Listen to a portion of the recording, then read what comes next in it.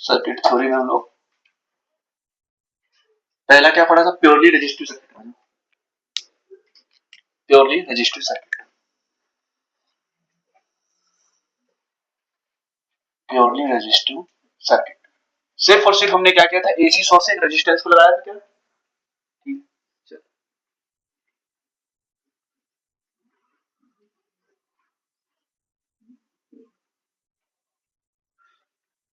At any state मैंने देखा है ये प्लस है और ये माइनस है, क्योंकि यहाँ पे ये एसी सोर्स है ना, ये AC voltage source,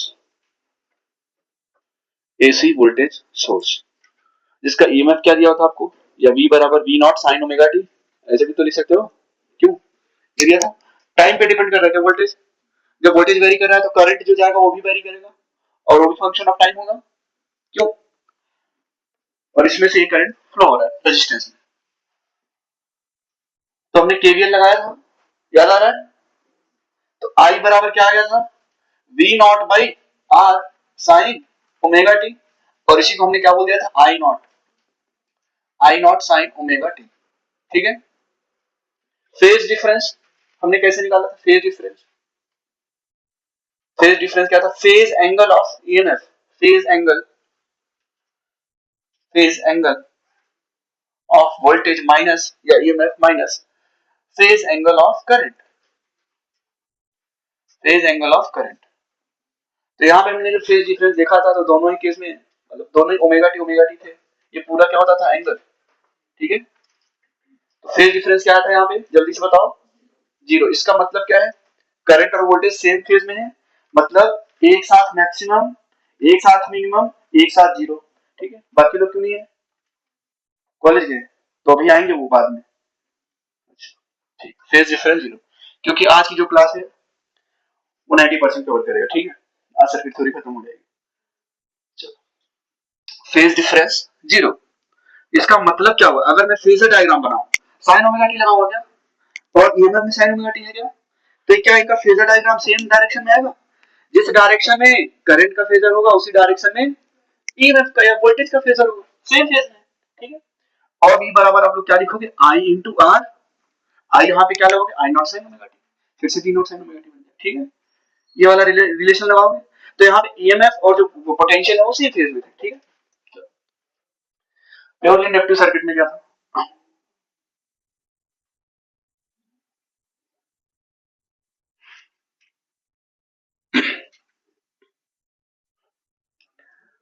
purely inductive circuit में इंडक्टर को हम एसी सोर्स से लगाते थे, V naught sine omega T. अब सिंस पोटेंशियल साइनोसॉइडल है, तो एट एनी मोमेंट मान लो पोलैरिटी कुछ ऐसी दिख रही थी, आपने इसमें केवीएल लगाया था, तो यहाँ पे जो इक्वेशन आता क्या था, I equal to minus I naught cos omega t आया था क्या, हाँ, और पोटेंशियल आपको क्या दिया था, I naught sine omega T. ठीक है।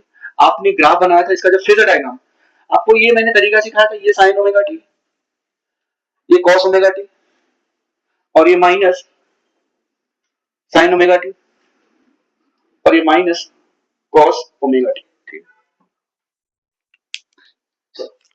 अभी देखो यहाँ पे, अगर आई नॉट साइन ओमेगा टी इधर है, अगर आई इधर है, तो minus I naught cos omega T इधर इस तरफ होगा क्या, चलो इस डायरेक्शन बना दिया, ये आई का होगा डायरेक्शन। अच्छा, ईएमएफ इस डायरेक्शन में होगा, ईएमएफ ईएमएफ इस डायरेक्शन में होगा, बिल्कुल सही डायरेक्शन में। तो करंट क्या है, लैग कर रहा है क्या ईएमएफ से, पाई by 2। In case of purely inductive circuit, जो करंट है वो ईएमएफ से लैग करता है पाई बाय 2, या ईएमएफ करंट से लीड करता है पाई बाय 2। ठीक है। और यहाँ पे इसका जो रुकावट पैदा कर रहा था, जो करंट के फ्लो में जो रुकावट पैदा कर रहा था, उसको हमने क्या बोला था, एक्सएल। ठीक है। क्या है ये, इंडक्टिव रिएक्टेंस। ठीक है। यहाँ पे जो आई नॉट आया था ना, अगर मैं इसको एक स्टेप पीछे जाऊं तो ये होगा I equal to minus I naught की जगह पे क्या लिखोगे, ई अपॉन में omega into L cos omega t, यही होगा। और इसी को हमने क्या बोला था, एक्सएल। कंपेयर किया था ना स्टैंडर्ड इक्वेशन से, तो ये क्या था आपका, इंडक्टिव रिएक्टेंस।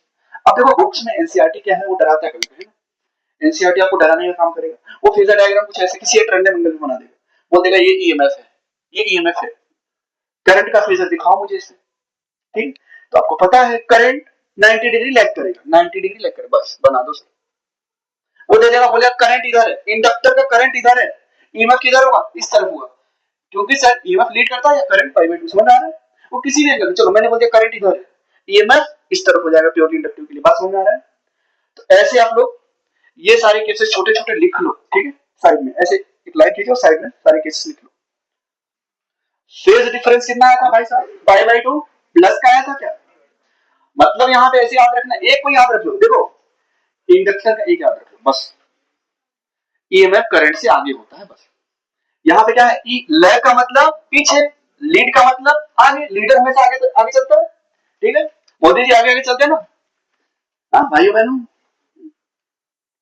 पूरा वोट ले लेते हैं, देखो बिहार में क्या हुआ, पूरा वोट ले गए। चल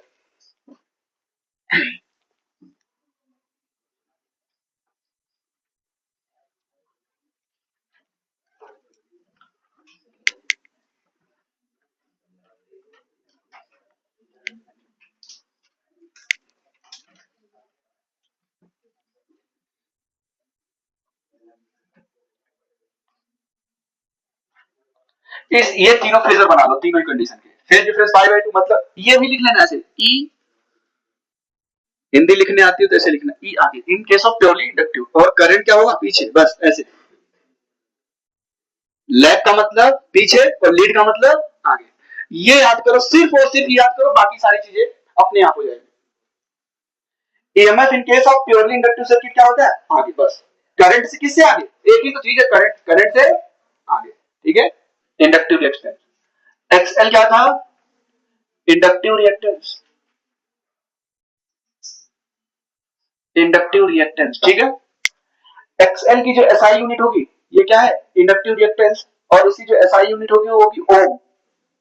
भाई ये रुकावट ही तो हम मेजर कर रहे हैं, एसआई यूनिट ओम होगी, और एक्सएल किसके बराबर था, ओमेगा इंटू एल, या एक्सएल को मैं ऐसे लिख सकता हूं क्या, ओमेगा की वैल्यू क्या है, 2 पाई एफ इंटू एल, ठीक है, ओके। अगर मैं एक्सएल और मतलब इंडक्टिव रिएक्टेंस और फ्रीक्वेंसी के बीच ग्राफ बनाऊं तो कैसा बनेगा बताओ, स्ट्रेट लाइन ओरिजिन से पास होता होगा, ठीक है, ये ग्राफ कुछ ऐसा बनेगा ये, और इसका स्लोप क्या होगा, 2 पाई एल, 2 पाई, ठीक है, चल ये आपका किसका ग्राफ आ गया, inductive reactance versus frequency, inductive reactance versus frequency, और फ्रीक्वेंसी की यूनिट क्या होगी, हर्ट्ज, एसआई यूनिट हर्ट्ज, ठीक है, इसको नोट डाउन करो। अब सिर्फ और सिर्फ एक कैपेसिटर लगाएंगे, सभी लोग ध्यान से देखना, कैपेसिटर आप लोगों ने पढ़ भी लिया है और टेस्ट में भी आने वाला है, तो थोड़ा रिवीजन भी हो जाएगा। यहाँ पे माइनस है, ये प्लस है, ये E equal to E naught sine omega T मान लो, और इधर करंट जा रहा है जो कि क्या है, फंक्शन ऑफ टाइम है, ठीक है। अब इसमें किरचॉफ लॉ लगाओ, ठीक है, केवीएल, चलो केवीएल लगाते हैं। मैंने क्या बोला था, केवीएल लगाने के लिए लेफ्ट मोस्ट ब्रांच में करंट क्लॉकवाइज सेंस में मानना है, ठीक है, चलो तो यहां से करंट चलना स्टार्ट करेगा, इधर आएगा, तो प्लस से किधर जा रहे हो, तो इसके क्रॉस कुछ पोटेंशियल ड्रॉप होगा, वो कितना होगा, माइनस क्यू अपॉन में सी, बी बराबर क्यू बाई सी लिखते थे ना, तो प्लस से माइनस, ये तो क्या लिखा, माइनस क्यू बाई सी, ये मान लो एट एन स्टेट ये माइनस और ये प्लस है, तो माइनस किधर जा रहे हो, प्लस, तो क्या लिखोगे, E naught sine omega t loop close बराबर zero, in close loop sum of EMF क्या होता था, जीरो, ये किरचॉफ का सेकंड लॉ था, और ये किसपे बेस्ड है, कंजर्वेशन ऑफ एनर्जी, ठीक है, based on conservation of energy, और केसीएल, ठीक, चलो वो भी एक तरीके से बोल सकते हो एनर्जी पे बेस्ड, लेकिन कंजर्वेशन ऑफ चार्ज ज्यादा अप्रोप्रिएट, ठीक, चलो अब इसको उस तरफ लेके चलो, तो क्या लिखोगे, Q अपॉन में C बराबर E not sine omega T, तो Q बराबर क्या लिखोगे, C E not sine omega T, sir अपने को तो y चाहिए, कैसे मिलेगा, इसको डिफरेंशिएट कर दो क्या with respect to time, dq by dt क्या होता था, करंट, सिंस आपको पता है यहां पे लिख लो, सिंस I बराबर dq बाय dt, तो इसको डिफरेंशिएट करो with respect to time, differentiating with respect to time, तो क्या आएगा, dq बाय dt, देखो रिजल्ट आपको याद रखना है बस, ये मैं डेरिवेशन इसलिए कर रहा हूं, अंदर क्या हुआ सब पता है आपको, ठीक है, dq बाय dt बराबर c e not sine omega t का differentiation cos omega t into omega, और ये dq by dt क्या होता है, करंट बराबर E naught C omega cos omega T. ठीक है। अच्छा मैं इसको इस टर्म को ऐसे भी तो लिख सकता हूं, आई बराबर E not divided by 1 upon में ओमेगा इंटू सी। ओमेगा सी फिर से ऊपर चला जाएगा, समझ आया? ठीक है, कॉस ओमेगा टी। ओके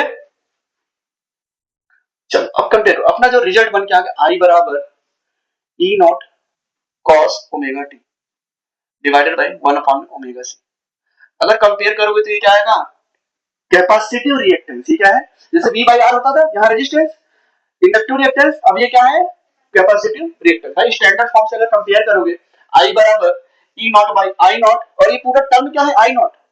ठीक है, तो यहाँ पे मैं ऐसे लिख सकता हूं I बराबर I naught cos omega t, bracket में लिख देना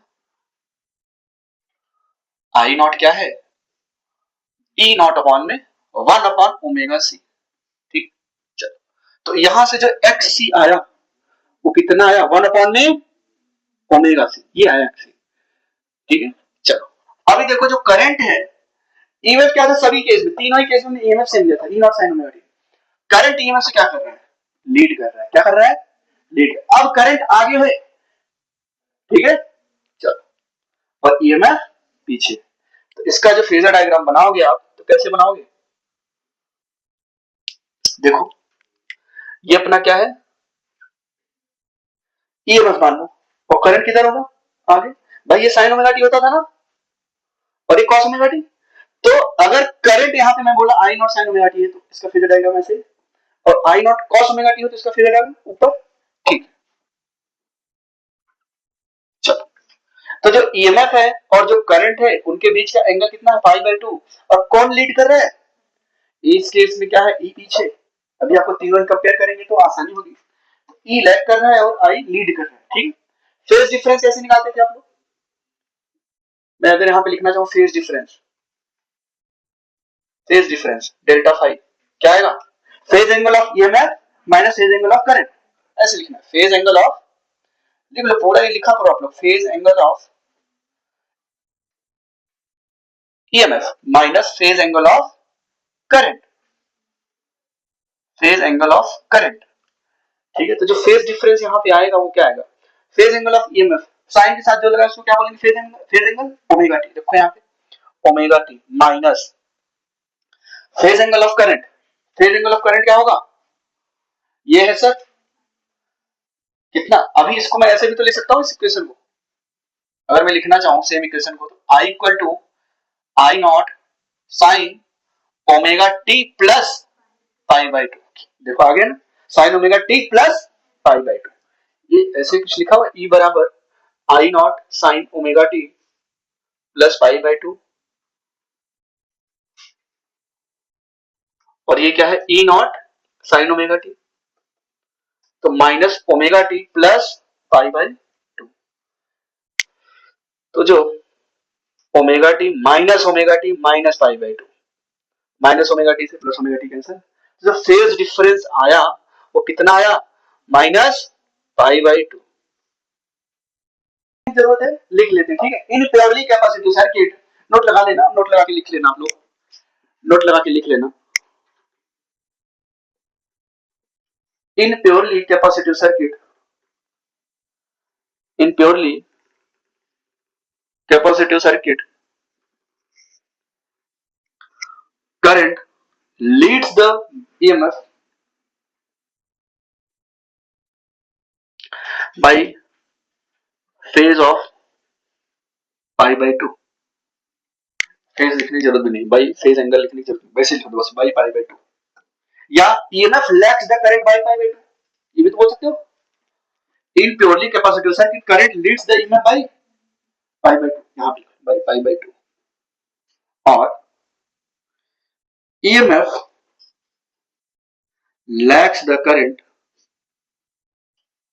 by pi by 2, by pi by 2। बात देखिए, ठीक है, अब थोड़ा सा कैपेसिटिव रिएक्टेंस के बारे में बातें करेंगे, जैसे वहां पे हमने इंडक्टिव रिएक्टेंस के बारे में, ये एक रुकावट है।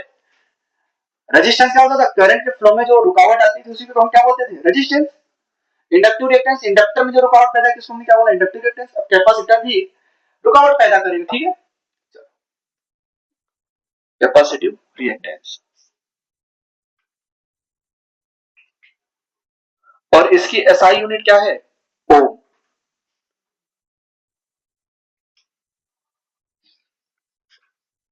ठीक है, और इसकी एसआई यूनिट क्या है, ओम। और एक्सी बराबर क्या है, 1 अपॉन में ओमेगा इंटू सी। अगर ओमेगा को मैं फ्रीक्वेंसी के टर्म में लिखूं तो ऐसे भी तो लिख सकता हूं, 1 अपॉन में 2f इंटू सी। अगर मैं एक्सी और फ्रीक्वेंसी मतलब कैपेसिटिव रिएक्टेंस और फ्रीक्वेंसी के बीच का ग्राफ बनाना चाहूं तो कैसे बनाऊंगा, ऐसे बनाऊंगा क्या, ये क्यों, रेक्टेंगुलर हाइपरबोला बनेगा, ठीक है भाई। अगर मैंने इधर दिखा दिया XC,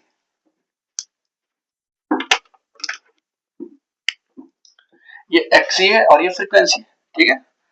since XC is inversely proportional to frequency, तो इसका ग्राफ ऐसा बना है, रेक्टेंगुलर हाइपरबोला। क्या है, rectangular hyperbola,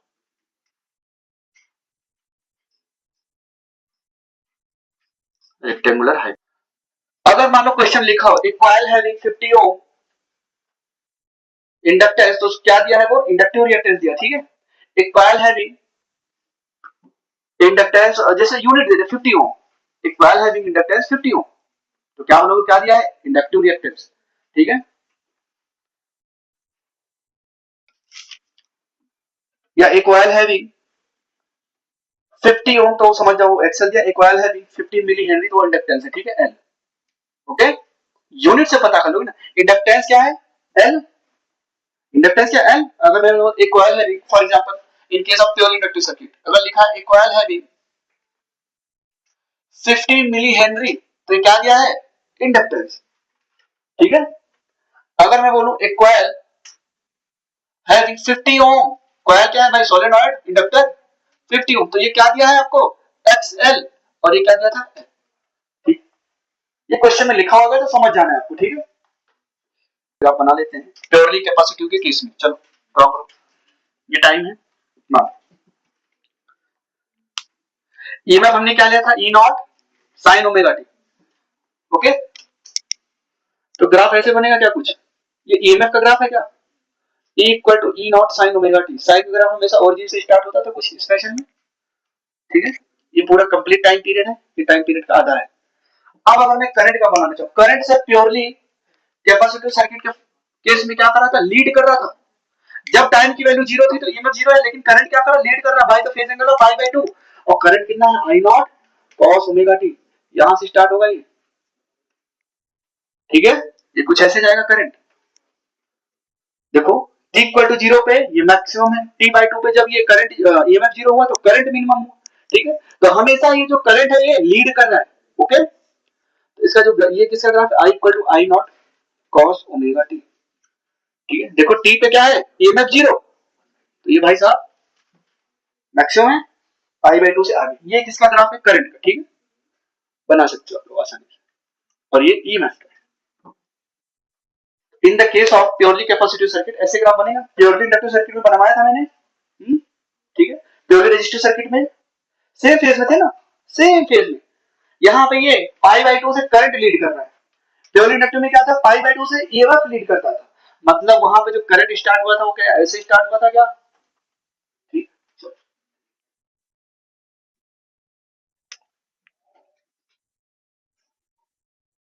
purely resistive circuit के केस में इधर ध्यान दो सभी लोग, लिखना मत करो। प्योरली रेजिस्टिव सर्किट के केस में ईएमएफ इधर होता था क्या, ईएमएफ हमने तीनों ही केस में सेम लिया था क्या, इस डायरेक्शन में ईएमएफ दिखा दिया। प्योरली रेजिस्टिव सर्किट के केस में ईएमएफ और करंट क्या होते थे, सेम फेज में। इसी लाइन में हमने क्या बनाया था, करंट बनाया था क्या, याद करो, ये करंट है क्या, ओके। ये किसके लिए है, प्योरली रेजिस्टिव सर्किट के लिए, ठीक है। या अगर मैं इसको लिखूं वी आर, तो अभी के लिए ऐसे लिखूं। अब बताओ प्योरली इंडक्टिव सर्किट में ईएमएफ तो ये था, ईएमएफ हमने ये नहीं माना हुआ है, ठीक है। E naught sine omega t, current क्या करता था, लैग करता था 90 डिग्री से, current lags the EMF in purely inductive, तो किसका करंट हो गया, प्योरली इंडक्टिव। अगर मैं यहाँ पे लिख दूं आई एल, यहाँ पे लिख दूं आई आर, ठीक है। मतलब ये समझ जाना है प्योरली रेजिस्टिव सर्किट का केस है ये, प्योरली इंडक्टिव केस, ठीक। अब बताओ प्योरली कैपेसिटिव सर्किट केस में क्या होता था, करंट ईएमएफ से कितना लीड करता था, सर हमने ईएमएफ अभी भी ई नॉट साइन ओमेगा टी लिया था, तो करंट क्या कर रहा था, लीड कर रहा था, ठीक है, आई सी बाई पाई बाई 2, ये क्या बन गया, फेजर डायग्राम, ठीक है, फेजर डायग्राम। लेकिन एनसीईआरटी के बुक्स अगर आप ओपन करोगे उसमें देखोगे तो ऐसा कुछ नहीं बनाया है, ठीक है। देखो जो एनसीईआरटी ने बनाया कुछ इस तरीके से बनाया, ईएमएफ को उसने इधर दिखा दिया, ठीक है, ये ईएमएफ है और ये थीटा बराबर ओमेगा इनटू टी, ये तो आपको पता ही है क्योंकि क्या है साइन ओमेगा टी ना, ई बराबर क्या है, E naught sine omega T, तो ईएमएफ को इसने इस एक्सिस पे दिखाया, ठीक है ये।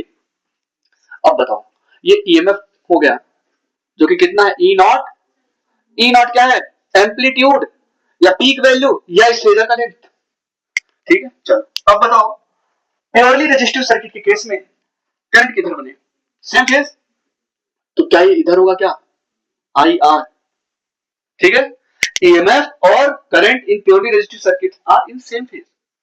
अब बताओ ईएमएफ से करंट क्या कर रहा है, लैग कर रहा है, कौन से केस में, प्योरली इंडक्टिव केस में, ठीक है, कितना 90 डिग्री, ये है, तो ये क्या हो गया I into L, sorry I of L, ठीक।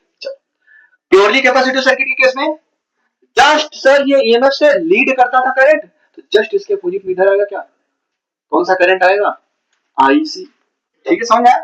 अगर मैं इसको रोटेट करके ऐसे रख दूं यही तो है, वो बस एनसीईआरटी में से डराने के लिए दिया हुआ है। प्योरली रेजिस्टिव सर्किट केस में, प्योरली रेजिस्टिव सर्किट केस में ओम्स लॉ क्या लगाओगे, वी आर बराबर आई टू आर, ठीक है। सेम फेज में प्योरली इंडक्टिव में अगर मान लो मैंने रेजिस्टिव सर्किट के ईएमएफ को बेस माना तो उसके ईएमएफ से कौन पीछे होगा, हाँ, करंट ऑफ इंडक्टिव, क्योंकि अभी देखो हमने तीनों केस लिए थे ना, तीनों केस में सेम ईएमएफ लिया, ठीक है, E naught sine omega T, उसको रेफरेंस माना था, फिर सारे करंट बना दिए, ठीक। अभी क्या करेंगे, अब इन तीनों अलग अलग जो पढ़ा है तीनों कंबाइन करेंगे, ठीक है, फिर बनाएंगे सीरीज आरएलसी सर्किट जो कि बहुत ही इंपॉर्टेंट है, ठीक है, सीरीज आरएलसी सर्किट। इसके बाद हम दो कंबाइन करेंगे, register capacitor, register inductor, inductor capacitor, तो आसान हो जाएगा। पहले हम है ना डिफिकल्ट वाला पढ़ लेते, थोड़ा सा डिफिकल्ट नहीं है वो, मतलब वो जनरल केस है, फिर हमें आसान केस बनाने में आसानी होगी, ठीक है। रजिस्टर इंडक्टर कैपेसिटर को हमने क्या लगा दिया सीरीज में, किसके साथ, एक एसी सोर्स के साथ। अब उस सर्किट के बारे में पढ़ने चलते हैं, चलो पहले रेजिस्टेंस लगाया, इंडक्टर लगाया, कैपेसिटर लगा, ठीक है।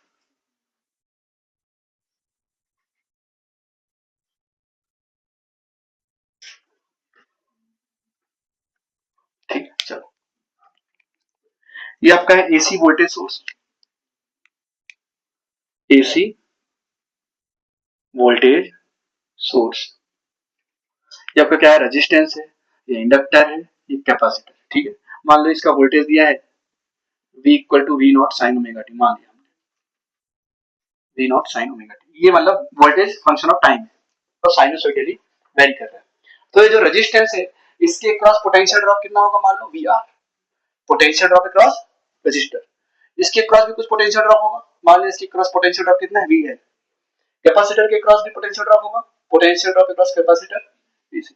क्या मैं इन तीनों को ऐड करके वी के बराबर लिख सकता हूं, नहीं, क्यों, क्योंकि वेरी कर रहा है यहाँ पे ना। अब ये तीनों ही क्या है, साइनोसॉइडल फंक्शन है, तीन फंक्शन का क्या हो रहा है, सुपर सॉरी तीन एसएचएम वेव्स का क्या हो रहा है, सुपरपोजिशन।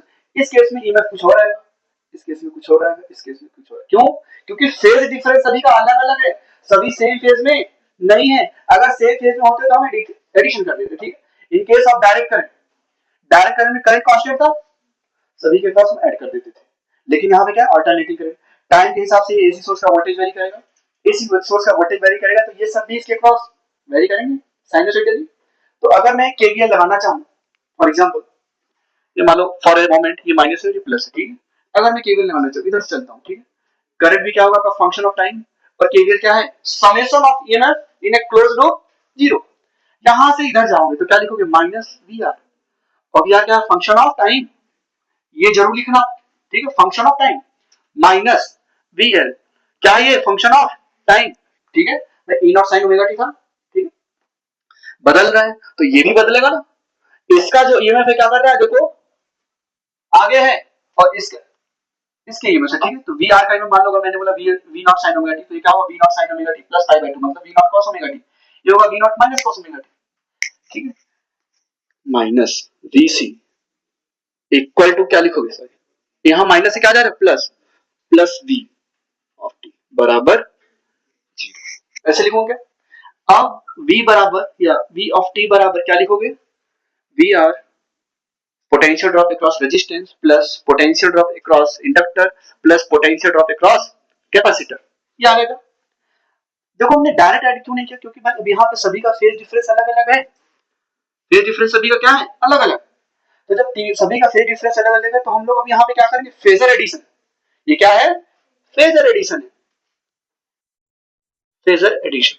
फॉर एग्जांपल, और एक तरीके से जब सभी साइनस डिलीवरी कर रहे हैं, सभी का फेज अलग अलग है, तो आप क्या कर रहे हो, ऐड कर रहे हो, मतलब क्या कर रहे हो, super position of the waves जैसा कुछ हो रहा है।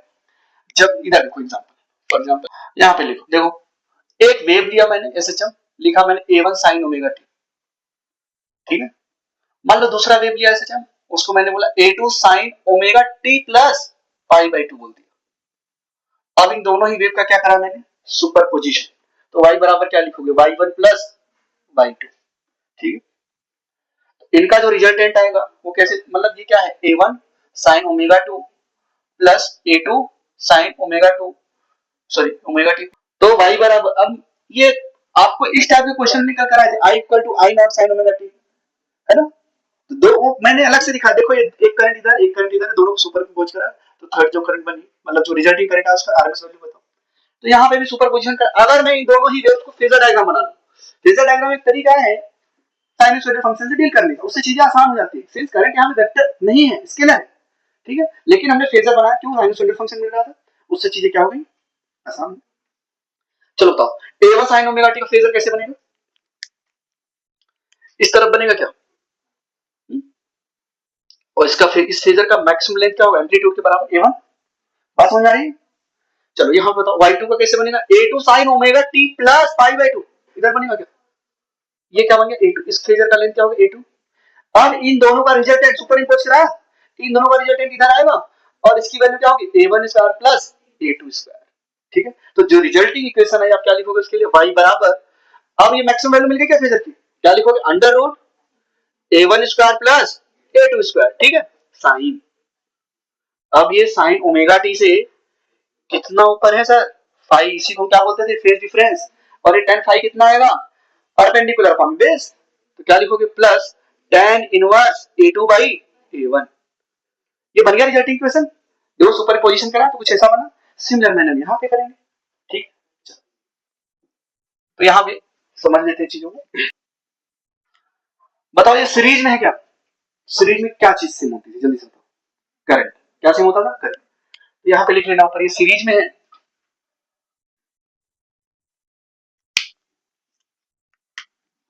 सीरीज में, ये तो बिल्कुल आंख बंद करके लिखना है। अरे सर आंख बंद कर लेंगे फिर गलत जगह लिख दिए तो, नहीं आंख बंद करके मतलब दिमाग लगाने की जरूरत नहीं ज्यादा, ठीक। करंट सेम होता है क्या सीरीज में, भैया क्या हुआ, नहीं समझ रहा, सही लिखा है। सीरीज में क्या होता था याद करो, जितना करंट इधर जा रहा है उतना ही करंट तो इसमें जाएगा, और सोर्स की प्रॉपर्टी होती है जितना करंट है वो पूरा वापस चाहिए, समझा। डायग्राम बना लेते हैं, मान लीजिए करंट है, फॉर एग्जांपल मान लिया क्या है, करंट, और करंट सीरीज में क्या है, series RLC, register inductor and capacitor, same है क्या। अब इधर ध्यान दो सभी लोग, अगर मैं वी आर लिखूंगा, रेजिस्टेंस के क्रॉस जो पोटेंशियल ड्रॉप है, क्या वो भी सेम फेज में आएगा क्या, voltage and current in same phase in the purely resistive circuit, ठीक है। चलो अब इंडक्टर में आ जाओ, इंडक्टर में कौन आगे रहता था, ई, ईएमएफ आगे रहता था ना, ये देखो वहां पे लिखा था, मैंने बोला सिर्फ एक याद करो, तो करंट से कितना आगे होता था, 90 डिग्री, ये क्या लिखोगे, वोल्टेज अक्रॉस इंडक्टर, और कैपेसिटर केस में क्या होता था, पीछे होता था 90 डिग्री, हो गया, ठीक है। अच्छा हाँ, एक चीज आपको याद रखनी है, एक मिनट रुक जाओ,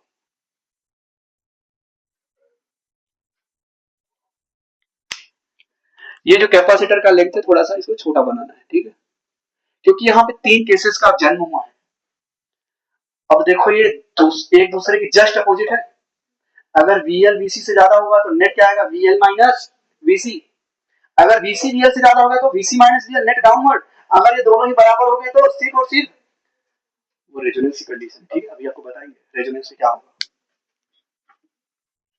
ठीक है, तो यहाँ पे अगर मान लो मैं लिखूं नेट, नेट इधर क्या आएगा, मैंने बोला VC कम है और VL ज्यादा है फॉर एग्जांपल, तो इधर क्या लिखोगे आप लोग, VL minus VC, VL minus VC, VL minus VC, net इधर आएगा क्या, हाँ, और ये VR है तो रिजल्टेंट किधर आएगा, इधर आएगा क्या, और इसी ये रिजल्टेंट किसके बराबर होगा, ACMF के बराबर।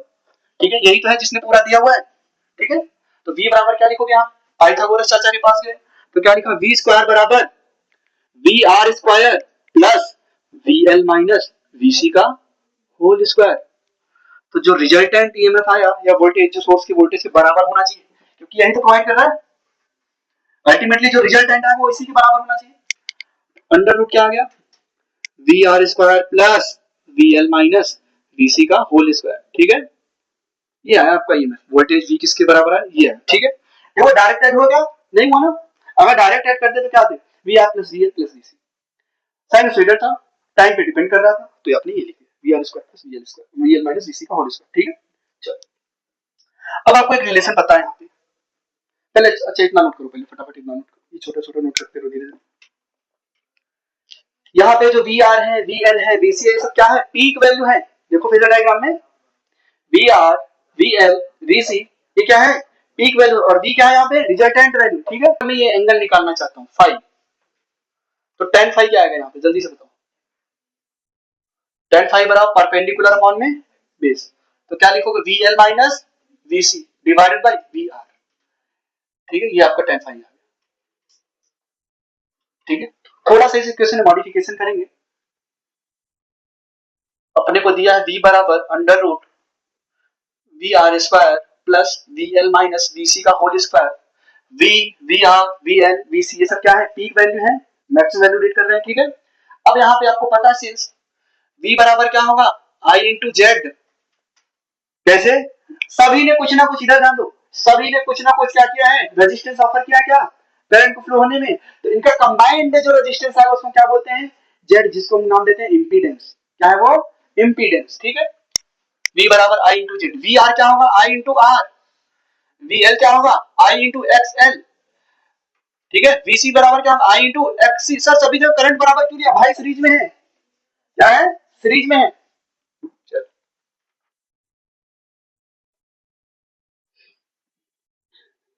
यहाँ पे वैल्यू पुट करूं, ठीक है, चलो I इंटू जेड बराबर अंडर रूट वी आर की वैल्यू क्या है, आई आर का whole square plus V L की वैल्यू क्या है, I into X L minus I into X C का होल स्क्वायर। ठीक है, चलो अब आई इंटू जेड बराबर अंडर रूट क्या लिखोगे, I square R square plus, यहां से अगर आई को मैं बाहर निकालना चाहूं इस ब्रैकेट से तो क्या लिखोगे, I square x L minus. ठीक है, नोट करने के लिए मैं टाइम देता हूं आप लोगों को, फिर भी आप लोग नोट करते रहते हो। आई से आई, तो जेड बराबर क्या हो गया, under root R square plus XL minus XC का होल स्क्वायर, ये यही फॉर्म है, उसको थोड़ा सा ऐसे लिख दिया। और जेड यहाँ पे क्या है, इम्पीडेंस, जेड यहाँ पे क्या है, इम्पीडेंस। ये टोटल रुकावट कितना ऑफर किया इन तीनों ने मिलकर सीरीज में, उसको हम क्या बोल रहे हैं, इम्पीडेंस। ठीक है, इसकी भी यूनिट क्या होगी, ओम। ठीक है, रेजिस्टेंस बराबर रेजिस्टेंस ही तो होना चाहिए, ऐसा तो नहीं कि रेजिस्टेंस इधर है, इधर इंडक्टेंस हो गया। ठीक है, रेजिस्टेंस अगर इधर है तो इधर क्या होगा, एनर्जी तो नहीं ले सकते हो, मास नहीं ले सकते ना, क्योंकि यूनिट बराबर होनी चाहिए। ठीक है, तो इंपीडेंस है और इसकी भी यूनिट क्या है, SI unit of impedance, SI unit क्या होगा इसका, बताओ, ओम। ठीक है, अच्छा यहां पे अगर मैं फिर से वही tan फाई लिखना चाहूं तो कैसे लिखूंगा, tan फाई बराबर VL की जगह पे क्या पुट करूंगा, I into X L minus VC की जगह पे I into X C divided by I into R. I common ले लोगे तो tan फाई क्या आ जाएगा, X L minus X C divided by R. ये भी एक तरीका है।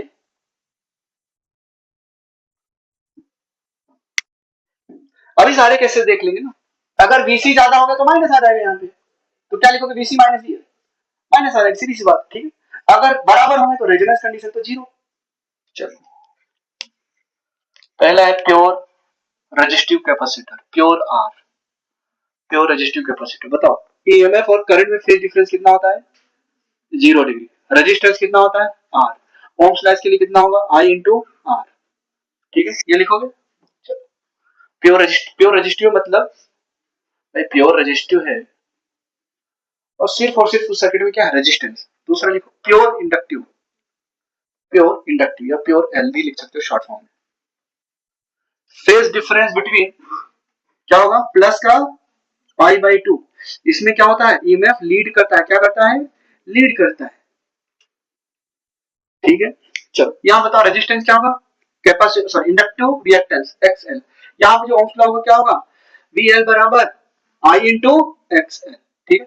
अच्छा ये क्या होता है? वीएल बीसी वीआर सब पीक वैल्यू थे ना, तो यहाँ पे कौन सी करंट होगी? Peak current. अगर मैं यहाँ पे लिखता हूँ आरएमएस वैल्यू, आरएमएस वैल्यू, तो यहाँ पे कौन सी करंट आएगी? RMS current into R. ये क्या है? Peak value. अगर मान लो मैं यहाँ पे लिखता हूँ आरएमएस वैल्यू, आरएमएस वैल्यू ये किसके बराबर आएगी? करंट की आरएमएस वैल्यू के बराबर इंटू एक्सएल, ठीक है। ये क्या है? पीक वैल्यू तो पीक करंट, आरएमएस वैल्यू निकालना है तो कौन सा करंट लगाओगे? आरएमएस करंट, ठीक है।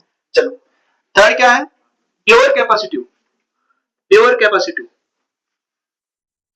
यहाँ फेज डिफरेंस क्या होता था? Minus pi by 2।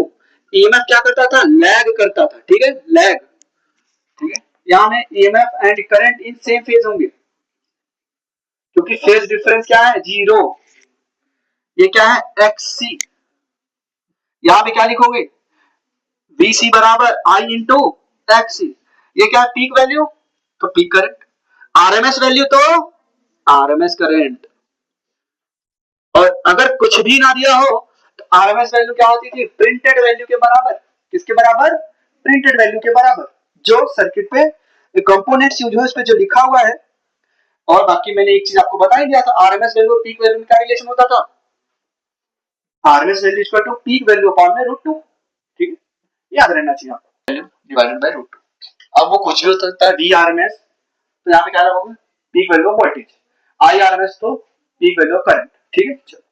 In AC circuit अगर अपने से पूछा है, इन एसी सर्किट इफ, ये सब छोटे छोटे टर्म है जो आपको परेशान करते हैं इसलिए मैं लिख देता हूँ। In AC circuit if reading of ammeter is asked, if reading of ammeter is asked, तो आपसे क्या पूछा है? वो आई आरएमएस पूछा है। वो बोल रहा है मुझे आई आरएमएस बताओ, लेकिन वैसे घुमा के पूछ रहा है, ठीक है। फैल जाओ थोड़ा सा और है, पूरा बिल्कुल सो जाओ आराम से। मैं ई नॉट लिखना चाहूँ तो क्या लिखूंगा बताओ? ई नॉट, ई नॉट को हटा के, आई नॉट को अगर मैं हटा के लिखना चाहूँ तो यहाँ क्या लिख सकता था? E naught C omega.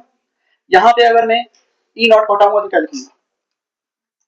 आई naught into omega into N, ठीक है। लिखना तो यहाँ पे ई बराबर क्या लिखोगे? आई नॉट,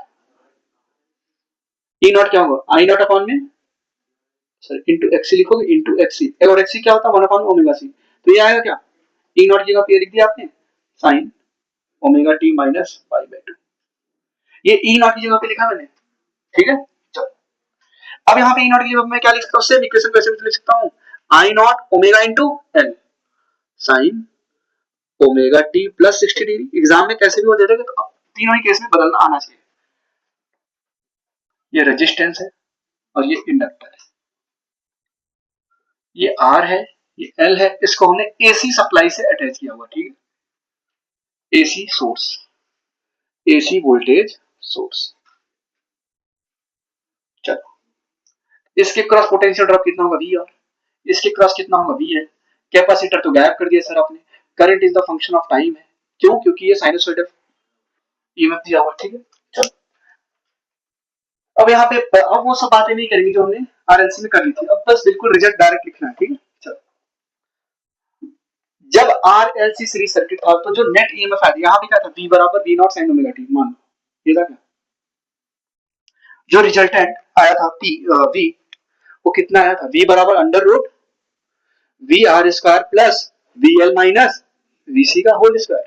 वो जो हमने केस लिया था वहां पे क्या था? V L is greater than VC, ऐसे लिख लो वहां पे, मैंने सर लिखना भूल गया, वहां पे लिख लो V L greater than VC, ठीक है। ऐसे लिख लो वहां पे, जहां पे मैंने फेजर डायग्राम बनवाया था ना उसके बगल में लिख लो, बिल्कुल ऐसे, वहां पे बिल्कुल नहीं है, यहाँ पे लिख लो बिल्कुल,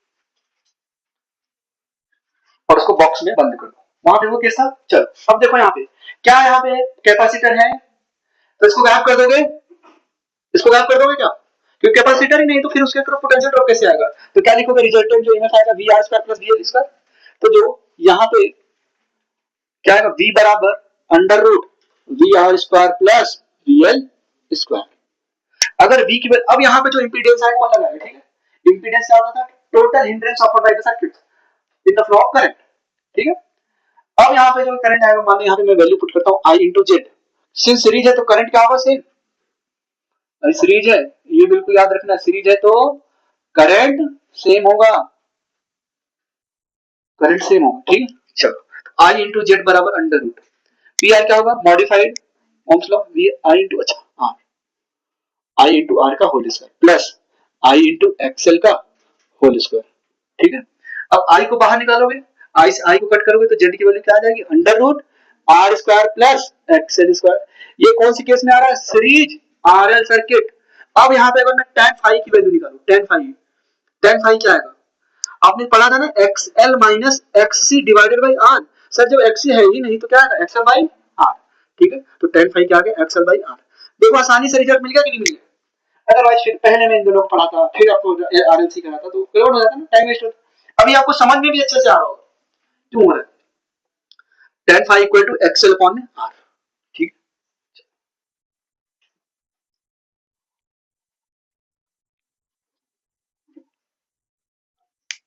एक्सएल क्या है, इंडक्टिव रिएक्टेंस, आर क्या है, रेजिस्टेंस, ठीक है। जेड यहाँ पे है इंपीडेंस, जेड आपका है impedance,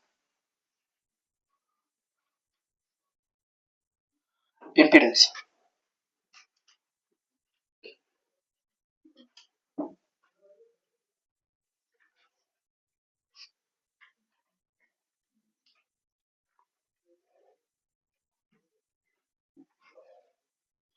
square plus XL square, ठीक है। अब सीरीज आरसी सर्किट के लिए भी देख लेते हैं, लगे हाथों, सीरीज आरसी सर्किट, ठीक, सीरीज आर सी सर्किट,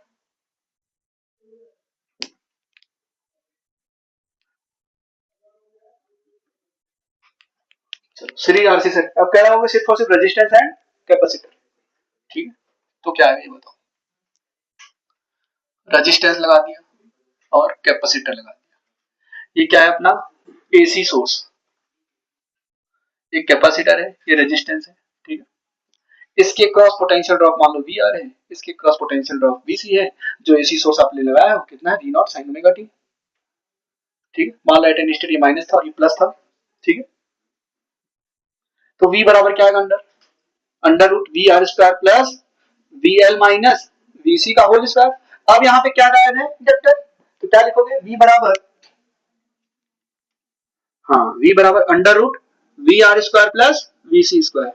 अब फिर से ओम्स लॉ, वी बराबर I into Z, I into Z बराबर under root I into R का whole square plus I into X C का होल स्क्वायर, ठीक है। आई स्क्वायर यहाँ भी है, यहाँ भी है, रूट के बाहर ले आओ तो क्या बचेगा, आई, तो सिंपलीफाई करोगे तो क्या बचेगा, जेड बराबर under root R square plus X square, क्या आएगा, ये क्या गया, impedance of series RC circuit, impedance of series था यहाँ पे एक्सएल, एक्सएल क्या होगा यहाँ पे, ओमेगा इंटू एल, यहाँ पे एक्सी क्या होगा, अच्छा tan फाइव तो लिखा है नहीं, tan फाइव क्या होगा जल्दी से बताओ, XL minus XC divided by R. हमें अगर सिर्फ और सिर्फ मैग्नीट्यूड की बात करें तो क्या लिखेंगे, एक्सी बाई आर,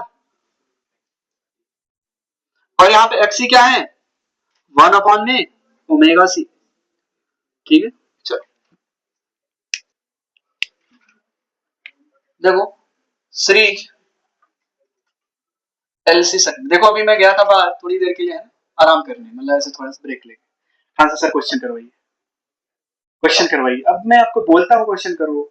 देखो तीन चार स्टूडेंट हैं, जैसे मारिया हो गया या नूर है, हमारा मारिया, ये चार पांच स्टूडेंट है जो करते हैं क्वेश्चन घर पे, ओमेगा टी, ठीक है। सीरीज में लग गया, सीरीज में क्या बात खास होती थी बताओ, करंट सेम, इस सीरीज में करंट इधर जाएगा, करंट क्या है, फंक्शन ऑफ टाइम, ठीक है। अब इसके क्रॉस पोटेंशियल ड्रॉप कितना होगा, VL, इसके क्रॉस पोटेंशियल ड्रॉप कितना होगा, VC। चलो बिल्कुल सेम मैंने, चलो V बराबर क्या लिखोगे, under root VR square plus VL minus VC का होल स्क्वायर। तो अब VR तो जीरो है ना, तो V क्या आएगा, under root VL minus VC का होल स्क्वायर। तो क्या बचेगा, magnitude of VL minus VC, magnitude of VL minus VC, ये आएगा V। अगर इसको सॉल्व करोगे, यहाँ पे लिखोगे I इंटू जेड बराबर I into XL minus I into XC। I को कॉमन लोगे तो जेड की वैल्यू क्या आ जाएगी, मॉड में XL माइनस XC। अब हमें वो देखना पड़ेगा ना किसकी वैल्यू ज्यादा है, ठीक है, ओके। देखो इसको से पढ़ा था, फिर आरएलसी पढ़ा था, टाइम कंज्यूम होता, अभी बिल्कुल आसानी से हो गया। सीरीज आरएल सर्किट में जेड की वैल्यू क्या है, under root R square plus XL square, tan phi क्या है, एक्सएल अपॉन में आर। सीरीज आरसी सर्किट में जेड की वैल्यू क्या है, under root R square plus XC square, tan phi क्या है, एक्सी अपॉन में आर। यहाँ पे सर, यहाँ पे फेज डिफरेंस क्यों नहीं लिखा भाई, अगर आर से डिवाइड करोगे तो क्या है, इनफाइनाइट, तो अनडिफाइन हो गया ना। तो वहां पे हमें जो मिलेगा वो VL माइनस VC, कुछ एक फिक्स वैल्यू मिलेगी। हमें देखना पड़ेगा VL ज्यादा है कि VC ज्यादा है, ठीक है। वहां पे सेम फेज में, सॉरी सेम फेज में, अपोजिट फेज में, ठीक है, अपोजिट VL और VC का इनका रिजल्टेंट जो है वो देखें किधर ज्यादा है, अपोजिट फेज में।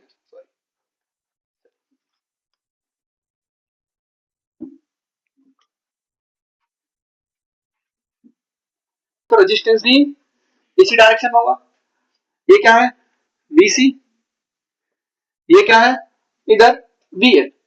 अब तीन केसेस बनेंगे, VL अगर ज्यादा है VC से तो नेट ऊपर की तरफ आएगा, और VC ज्यादा है तो नेट नीचे की तरफ आएगा, बराबर होगा तो सिर्फ और सिर्फ प्योरली रेजिस्टिव सर्किट बनेगा, जो कि रेजोनेंस के केस में हम देखेंगे, ठीक है, ओके।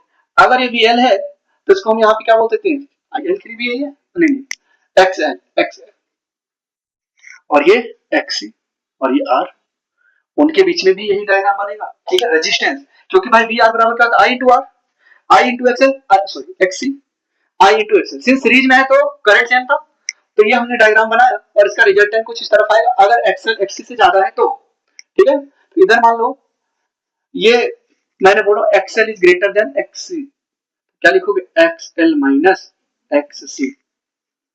तो यहाँ पे क्या आएगा, ये XL minus XC divided by, sorry ये कितना है R, ठीक है। अब ये रिजल्टेंट आ जाएगा जेड, इसी को हम क्या बोलते हैं, जेड इफेक्टिव इम्पीडेंस, इसी को तो इम्पीडेंस बोला, इफेक्टिव कितना रेजिस्टेंस ऑफर किया, और ये कितना होगा, under root R square plus XL minus XC का होल स्क्वायर, ठीक है, समझ में, इसको ही बना लो, ठीक है, चलो इधर ध्यान से सुन लो। तो जो सीरीज आरएलसी सर्किट है उसके हम रेजोनेंस के बारे में पढ़ने जा रहे हैं, रेजोनेंस कंडीशन क्या होती है। तो पहले तो आप लोग बताओ, सभी को मैंने वेव पढ़ा है, वेव मोशन। रेजोनेंस क्या होता था, रेजोनेंस जब एक्सटर्नल फ्रीक्वेंसी ऑब्जेक्ट या पार्टिकल की नेचुरल फ्रीक्वेंसी से मैच कर जाए तो उसको क्या बोलते थे, रेजोनेंस। उस कंडीशन को क्या बोलते थे, रेजोनेंस। एट रेजोनेंस जो पार्टिकल वाइब्रेट कर रहे थे उनकी एम्पलीट्यूड क्या होता था, मैक्सिमम, ठीक है। क्या होगा sir, when external frequency matches with the natural frequency, तो उसको हम क्या बोलेंगे, रेजोनेंस कंडीशन, ठीक है, for in case of organ pipe. चलो इधर ध्यान दो, अभी मैं लिखाऊंगा सब लाइन, बिल्कुल भी परेशान होने की जरूरत नहीं। देखो ये क्या है, ऑर्गन पाइप है, ठीक है, ऑर्गन पाइप है, अभी के लिए मान लो क्लोज ऑर्गन पाइप है। ये अपना ट्यूनिंग फॉर्क है, इसको हम क्या बोलते थे, ट्यूनिंग फॉर्क। इसके ऊपर जब हमने हैमरिंग किया, क्या क्या हैमरिंग, वाइब्रेशन जनरेट होती थी, ये वाइब्रेशन यहाँ पे ट्रेवल करती गई। जब रेजोनेंस ट्यूब या ऑर्गन पाइप की फ्रीक्वेंसी और इसकी फ्रीक्वेंसी क्या हो जाए, मैच हो जाए, तो हम क्या बोलते हैं, तो कंडीशन कौन सी है, रेजोनेंस की कंडीशन है, ठीक है, ओके। अभी आप लोग देखोगे ब्रिज पे जो है सोल्जर्स को परेड करने से मना किया जाता है, बताओ भाई क्यों, बताओ सर बताओ। सोल्जर्स को ब्रिज पे परेड करने से, जब जो उनकी कदम ताल है ना, जो परेड करते हैं, और जो ब्रिज के पार्टिकल्स हैं, अगर उनकी फ्रीक्वेंसी और जो ये परेड कर रहे हैं इनकी फ्रीक्वेंसी मैच हो जाए तो ब्रिज कोलैप्स करने की प्रोबेबिलिटी बढ़ जाती है, ठीक है। वो पार्टिकल्स का एम्पलीट्यूड बढ़ेगा तो ब्रिज के टूटने के खतरे बढ़ जाते हैं, इसलिए हम या सोल्जर्स को मना किया जाता है आप परेड नहीं करोगे ब्रिज के ऊपर, ठीक है। भी आप आइडेंटिफाई कर लेते हो, ये तो मेरे पापा का कॉल आया है ना, या तो दोस्त है ना, कुछ भी, ठीक है। फ्रेंड का अपने आवाज, दोनों ही दोस्त सेम इंटेंसिटी पे सेम फ्रीक्वेंसी पे बोल रहे, सब कुछ सेम, लेकिन फिर भी आप आइडेंटिफाई कर पाते हो, क्यों? क्योंकि वो क्या है, क्वालिटी ऑफ साउंड। अब उससे अगर मान लो पियानो में प्ले कर रहा हूँ और एक तरफ में प्ले कर रहा हूँ मान लो रबाब, ठीक है, आप तुरंत आइडेंटिफाई कर लो कि मैं क्या प्ले कर रहा हूँ, सेम फ्रीक्वेंसी है, सेम इंटेंसिटी है, फिर भी आप बता दोगे ना, क्योंकि क्वालिटी ऑफ साउंड, उसका वेवफॉर्म कैसे जनरेट हो रहा है। ओके, खैर, आप लोग कॉल करते हो कस्टमर केयर में, है ना, और उधर से आता है हेलो, आपको एग्जांपल बताया था, और आप खुश हो जाते हो, है? अगर उधर से फीमेल वॉइस आ गई फिर तो वो बातें लंबी चलती है, अगर उधर से मेल है तेरे से बात नहीं कर रही, ठीक है, क्वालिटी अच्छी नहीं थी, है। ओके, ये सारी बातें आप बोलते हो। अच्छा, रेजोनेंस का मतलब एक तरह से बोल सकते हो happiness.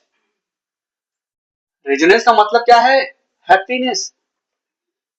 Resonance equal to happiness. अगर फ्रीक्वेंसी मैच होती है तो ही तो एक दूसरे के फ्रेंड बनते हो, हाँ।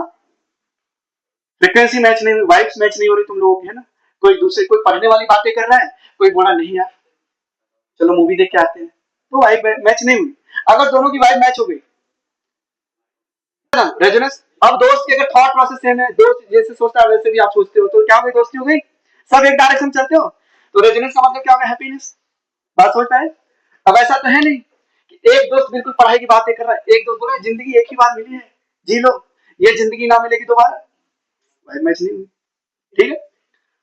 ओके, अब मान लो आप बचपन में पापा के साथ जाते होगे, है ना, किसी रिलेटिव के घर, या पापा जिस ऑफिस में काम करते हैं वहां के बॉस ने इनवाइट किया, वो बॉस के घर पे चले गए, तुमको भी लेके गए, मम्मी को भी लेके गए, तो मम्मी बॉस की वाइफ के साथ किचन में हाथ बटाने चली गई, और पापा बॉस के साथ, है ना, अब वो बात कर रहे हैं, पापा G20 समिट हुआ था, ये इकोनॉमिक इन्फ्लेशन है, ये डॉलर, है ना, कैसे महंगाई बढ़ेगी, और बच्चा बैठ के सुन रहा है, उसकी वाइफ मैच नहीं हो रही है।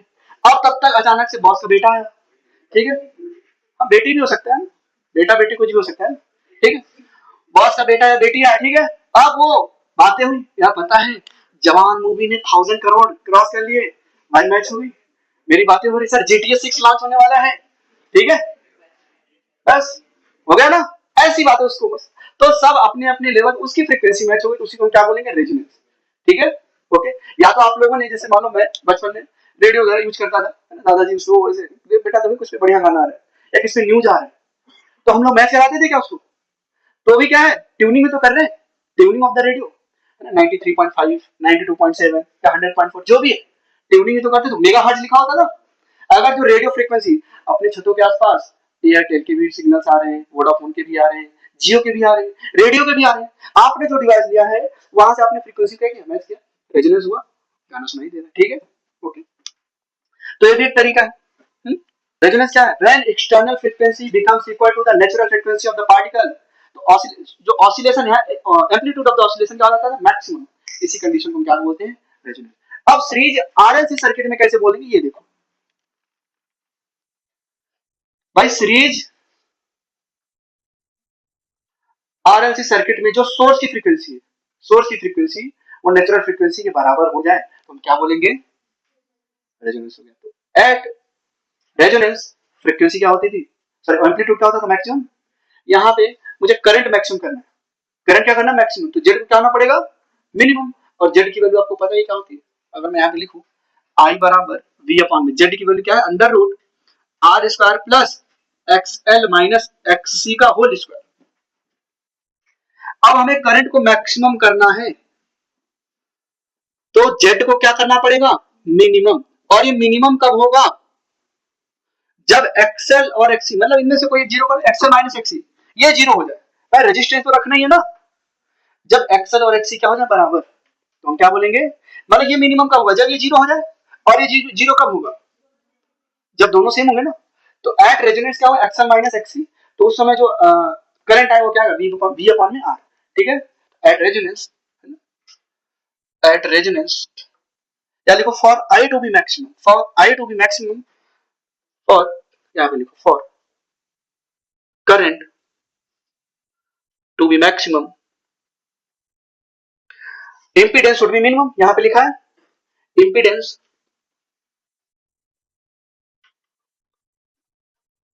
Should be minimum. और ये कब होगा? जब VL बराबर VC, सॉरी XL बराबर XC and XL equal to XC, Z क्या होगा आपका? मिनिमम। एट रेजोनेंस, ये भी लिख सकते हो, एट रेजोनेंस XL बराबर XC। अच्छा मैं ऐसे भी तो लिख सकता हूं, अगर दोनों तरफ I को मल्टीप्लाई कर दूं, सिंस सीरीज में तो करंट सेम होगा क्या, तो मैं दोनों तरफ अगर I को मल्टीप्लाई कर दूं, I इंटू XL बराबर I इंटू XC, तो क्या लिख सकता हूं? VL बराबर VC। एट रेजोनेंस XL और XC क्या होगा? या VL या VC इक्वल। ठीक है, चलो।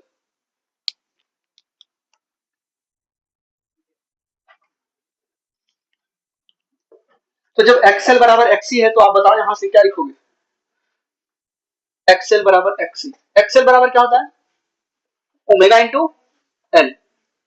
ठीक है, और XC बराबर क्या होता है? 1 में ओमेगा इंटू C।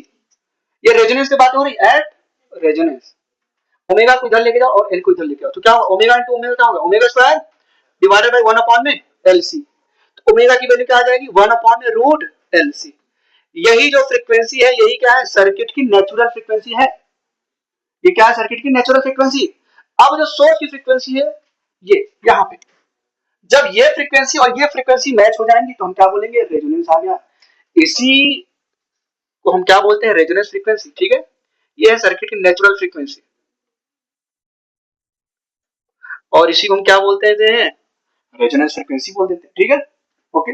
अगर मैं यहाँ पे सिर्फ फ्रीक्वेंसी लिखना चाहूँ तो 2 पाई नीचे आ जाएगा।